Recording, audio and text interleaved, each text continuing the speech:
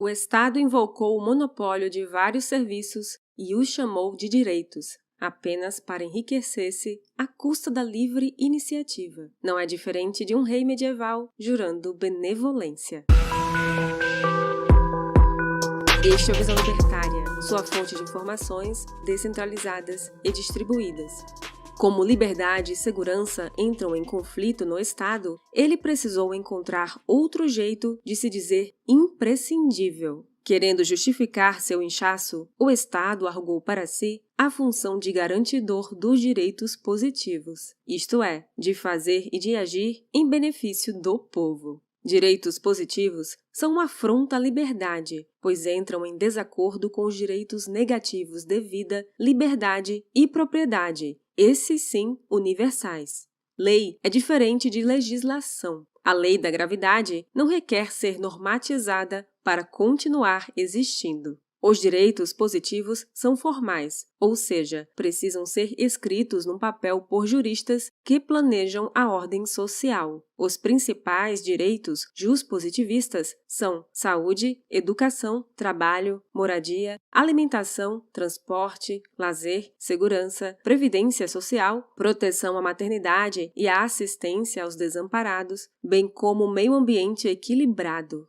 Não é preciso ser um gênio para perceber que os tais direitos não passam de prestação de serviços. Quando alguém diz que tem direito à educação, saúde e cultura do Estado, não percebe que o direito a receber tais serviços importa no dever de alguém fazê-los. Suponha que eu e você estamos no último dia da Terra e eu sou a única médica das proximidades.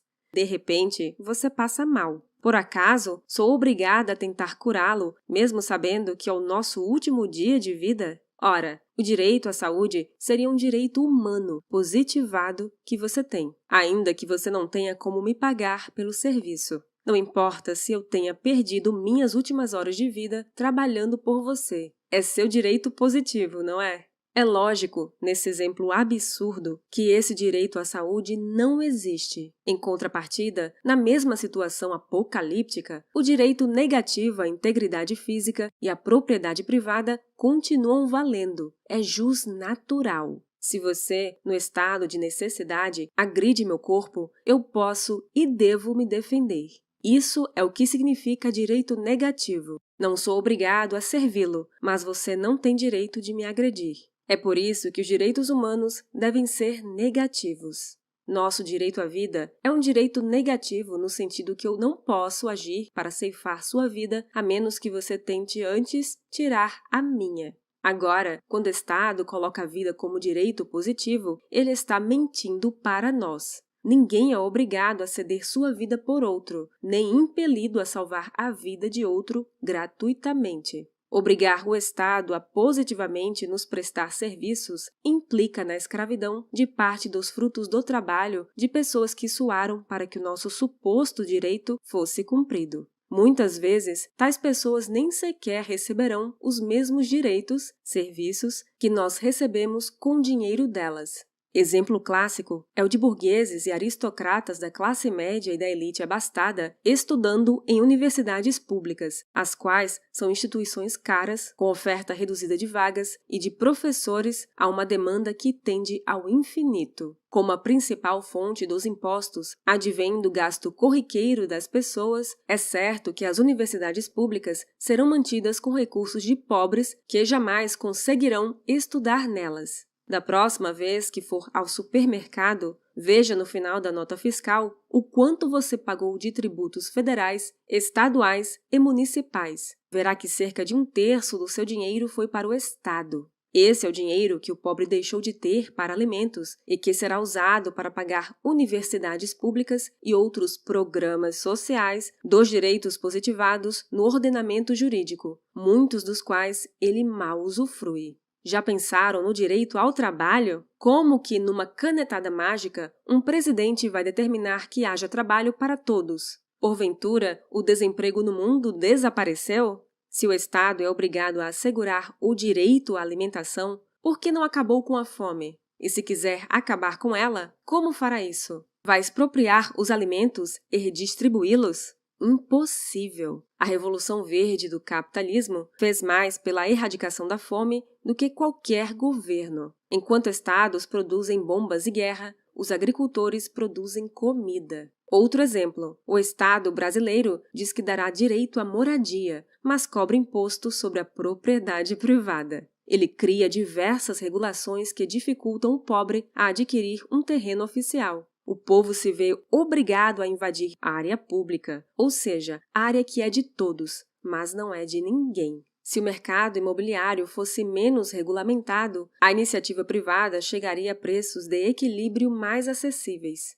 Chega a ser ofensiva uma Constituição da República que relativiza tanto a propriedade privada, empregando-lhe uma tal função social, expressão que defende o direito habitacional. E tem mais. Como os políticos vão implementar o direito ao lazer? Defina lazer. Para quem? De que forma? Por quanto tempo? A que preço? Direito ao repouso, eles dizem. Como se tivesse sido o Estado e não a cultura quem tivesse inventado os feriados e o domingo. Lazer e repouso são necessidades sujeitas à lei da escassez e a custo de oportunidade, não são direitos. Direito a transporte é outra trapaça estatal para manter o controle de nossa liberdade de ir e vir ao monopolizar o, entre aspas, transporte público. Se o mercado quiser prover esse serviço, terá que comer na mão do rei do gado em processos licitatórios de concessão. E isso cria serviços monopolistas de pior qualidade apenas para enriquecer o Estado. Proteção à maternidade e à infância é uma balela abstrata e sem sentido. Conselhos tutelares podem até ser importantes para tomarem a guarda de crianças de uma família irresponsável, mas isso não passa de uma extensão do serviço de fiscalização e segurança. Inclusive, essa atuação é quase impossível sem que haja orfanatos, os quais muitas vezes são instituições de caridade privada. O mercado, a espiritualidade e a caridade fazem mais por crianças e mães abandonadas do que o paizão burocrata Estado. Assistência aos desamparados, vulgo assistencialismo, é outra ilusão. Como bem disse Bastiat, o Estado é a grande ficção onde todos querem viver às custas de todos. O que se vê no Brasil é o uso desse suposto direito para políticas de esmolas que garantem currais eleitorais de políticos. Preste atenção nesse cálculo. Imagine que um pai de família ganha um salário mínimo de cerca de R$1.000 e, portanto, faça jus ao benefício do assistencialismo que lhe dá outros R$300 adicionais. Suponha que esse sujeito consuma os R$1.000 em produtos de supermercado para sua sobrevivência. Como há impostos sobre consumo, esse pobre escravo terá pago cerca de R$300 ao governo, ou seja, equivalente à quantia que ele recebeu de graça do paizão estatal.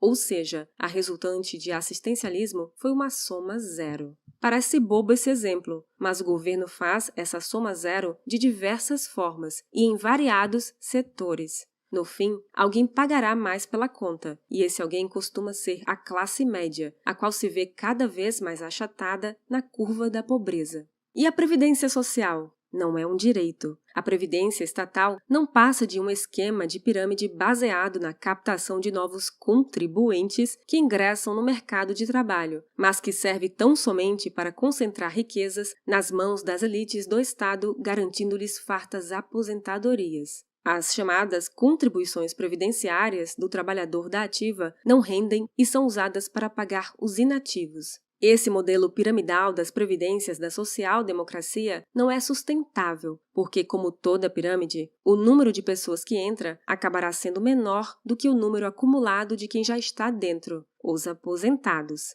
Com o aumento da expectativa de vida, graças ao capitalismo, os aposentados vivem mais tempo para receber recursos da Previdência. Para piorar, devido às restrições de mercado e leis trabalhistas severas do Estado, há cada vez menos empregos formais, ou seja, menos pessoas da ativa contribuindo. Some-se a isso os escândalos de corrupção, tal como o Mensalão, que desviaram dinheiro dos fundos de previdência. O rombo das previdências já é realidade em vários países e será uma das futuras falências dos estados democráticos de direito. Toda previdência deveria ser privada, porque é de fato um serviço financeiro de crédito. Se estivesse num livre mercado, haveria vários serviços competitivos de previdência privada que as tornariam mais baratas e com melhores rendimentos. Outra divagação do Estado é afirmar que assegurará o direito ao meio ambiente equilibrado. Mas quem é o Estado para dizer o que é um meio ambiente equilibrado?